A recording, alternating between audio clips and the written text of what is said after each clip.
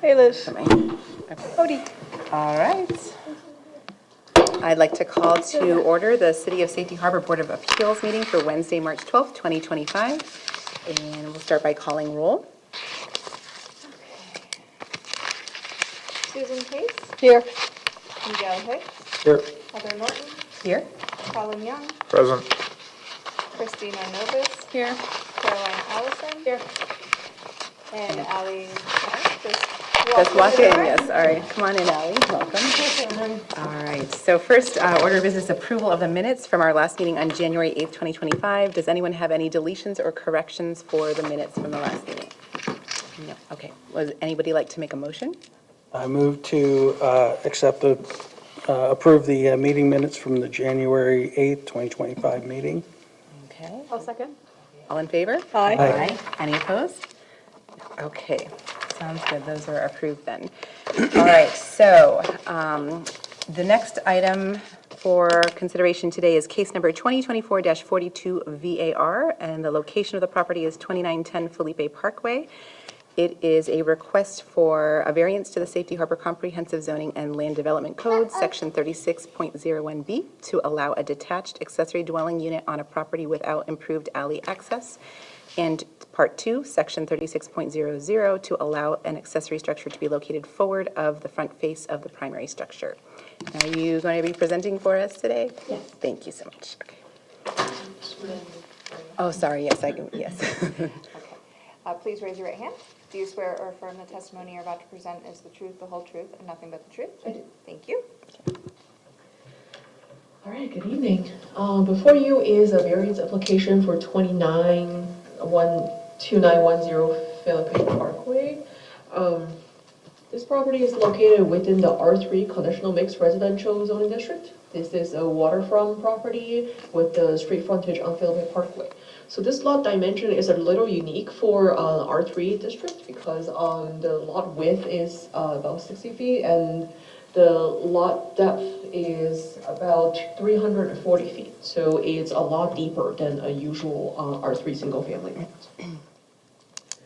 So the future land use is mostly residential low, and it also has a section in the backyard that's designated preservation on the waterfront. So here's an aerial map. This property is developed with the single-family residential property and residential dwelling, and all the surrounding uses are single-family as well.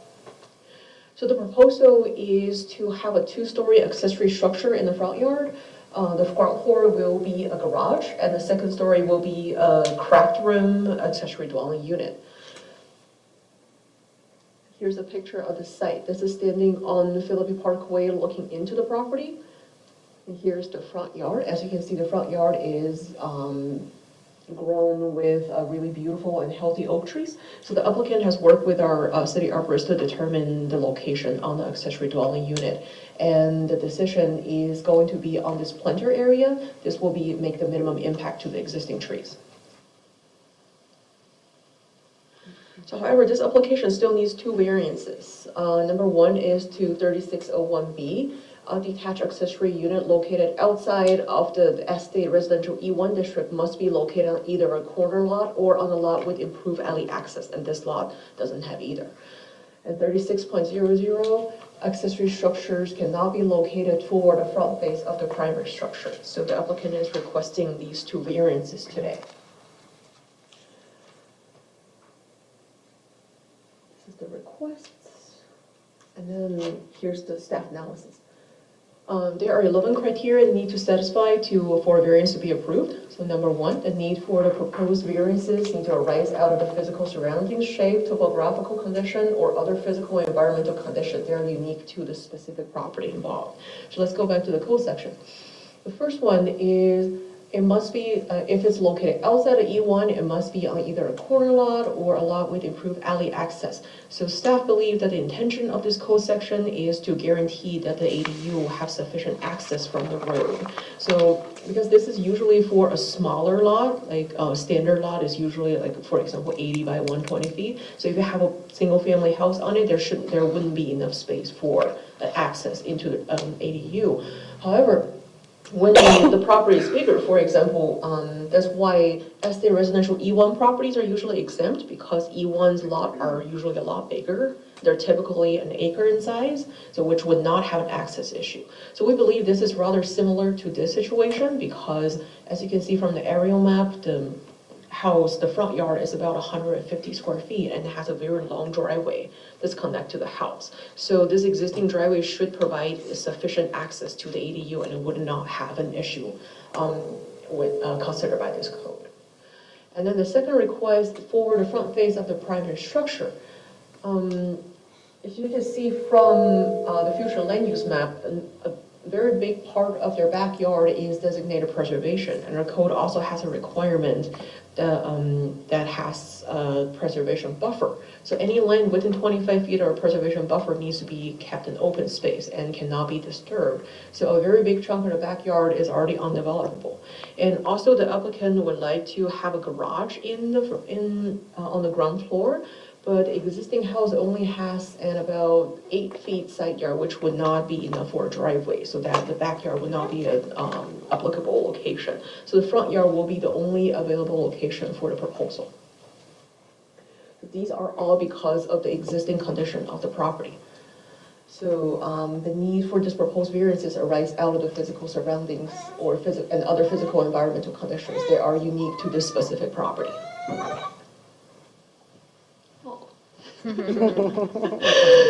Criteria number 2, strict application of the provision of the code could deprive the applicant of reasonable use of the property. So considering the size of the property, we believe it's a reasonable request to have an accessory dwelling unit with a garage. So, and then as we mentioned before, strict application of provisional code would end up like this lot would not allow any accessory dwelling unit at all, and it would not be located in the front yard, so it would be a deprivation of the reasonable use of the property. And number 3, granting the variances would not confer a special privilege that is not allowed for other land, buildings, or structures in the same zoning district. And like I mentioned before, this lot dimension is rather unique. It doesn't exist usually. So number 4, the variances being requested are the minimum necessary that will afford relief. This is pretty much the only location in the front yard that wouldn't disturb the existing trees. And number 5, the condition or special circumstances to the property have not been self-created. The applicants bought the property as it is. Number 6, the requested variances are not based upon the presence of nonconformities or other variances granted in a district or adjoining neighborhood. Number 7, the request variances are not based upon a condition including financial personal to the applicant. And number 8, the proposed variances will not diminish property values or the neighborhood character.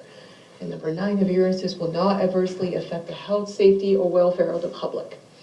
And number 10, the proposed variances will not create a negative impact upon the provision of public facilities. And number 11, the proposed variances conform with the general intent of the Comprehensive Zoning and Land Development Code. So based on all those analysis, staff recommend approval of the variances. Okay. The applicant is also here tonight if you have any questions. Okay, thanks, Cecilia. And were the required notices met as well? Yes. Okay, and then I'm just going to quickly ask the board, did we receive any ex parte communications? Okay, wonderful. Okay, and I imagine, sir, that you are the applicant. Would you like to come up? Do you have anything you'd like to present? Sure. And please just state your name and address for the record, and then I guess he has to also be sworn in since we kind of... Gerald L. Guerin. Yes. I'm sorry. Go ahead and state your address, and then we're going to have you swear in before you... I'm at 2980 Philippi Parkway, Safety Harbor, 34695. Okay, perfect. And then... Please raise your right hand. Do you swear or affirm the testimony you're about to present is the truth, the whole truth, and nothing but the truth? I do. Thank you. Okay. All right, go ahead. Well, hopefully the little guy. He's fine. Somebody's not opposed. Basically, we've lived, actually, it's the property on the other side of the bridge for 45 years. I've been there our whole marriage and love the area, love the town, of course. And we're getting old. I know, hard to believe, but anyway, we need to downsize. The property we're now on is 3 acres, has 2 houses. The one house my brother had, he has since passed. It's time for us to move on. But we aren't so old that we still don't have interests in life. My wife is a quilter. She makes like 50 quilts a year for foster kids, hence the upstairs. And me, I'm a tinkerer, putter, and just can't imagine being without a big garage. I hear That's you. about it. Okay, well, thank you very much. And just for records purposes, as far as seeing that there's no one else in the audience, I imagine we can skip over the parties of interest portion, right? Yes, okay. Okay, thank you very much. And did staff have anything else they wish to present at this time? Okay. All right, so I guess we'll go ahead and close the public comment section. If we have any additional questions for you, sir, we'll call you back up and we'll just open it up for board discussion. So did anyone have any thoughts? I think that it's a reasonable request based on the size of the property and the lot size and the situation with the trees and the inability for the ADU to be placed behind the property. Staff has made the recommendation and has a rationale to and states that this variance meets all requirements, all criteria. So I think I am in favor of it, and if everybody's okay with it, I'd like to make a motion. Sounds good to me. Okay. I'd like to make a motion to approve variance 2024-42 VAR, to approve a variance at 2910 Philippi Parkway for ADU use, and variance for to section 3601B and variance from section 36G4. Second. Okay, all in favor? Aye. Any opposed? All right, congratulations, sir, motion carries. All right, Thank you for your consideration and your absolutely. time. Yes, enjoy your new home. All right, and does staff have anything else for tonight's meeting? I have one item. I just wanted to let you know that we are, and I guess this is really for the Planning and Zoning Board, but we did have our Land Development Code workshop on February 24th with the City Commission to discuss the proposed code amendments that we brought to the Planning and Zoning Board in January. They did have consensus on most of them to move forward.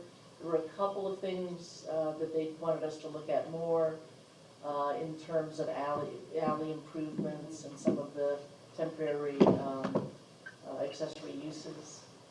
They did not want to look at temporary signage. They felt that there'd been sufficient debate on that. So we will be moving forward with developing those code amendments and bringing it back. Great, excellent. All right, and anything else that anyone else wanted to discuss before we close out the meeting? All right, seeing nothing, then I guess we will adjourn the meeting at 6:43. All right, sounds good. Record time. That is, right? All right. Good job, Everyone.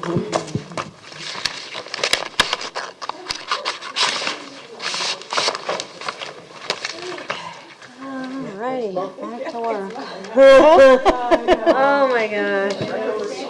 It was stressful, but we really appreciate the commitment.